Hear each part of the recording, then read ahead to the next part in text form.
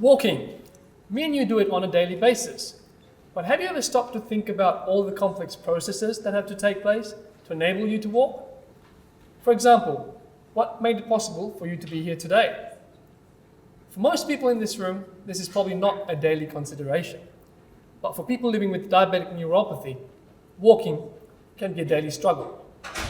Diabetic neuropathy, or nerve damage from diabetes, affects up to 20% of people living with diabetes worldwide. In Australia, there's about 280 people diagnosed with diabetes every day.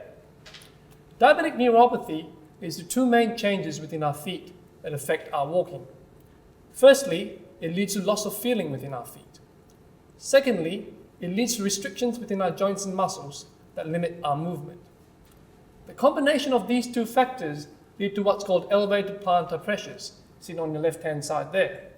The red areas on the foot represent areas of high pressure that are prone to ulceration. And this is the reason why I'm here today.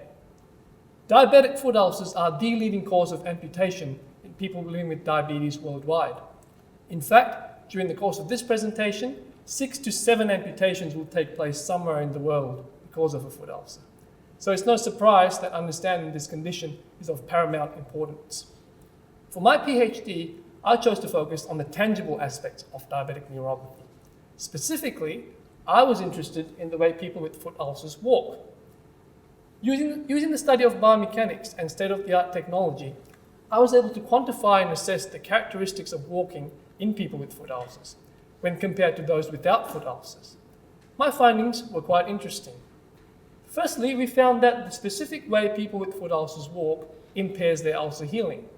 For example, the increased amount of pressure on the foot and the forces that go through the foot.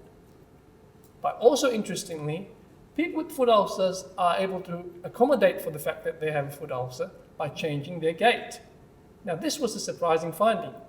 The traditional belief has been that it's impossible for people with neuropathy to change their gait because they don't have any feeling. But my findings are suggesting otherwise. Now, this raises a whole new possibility of retraining the gait of people with foot ulcers to try and encourage ulcer healing. So in conclusion, the take-home message is this. People with diabetic foot ulcers walk in such a way that impairs their ulcer healing, but perhaps this doesn't have to be the case. Thank you.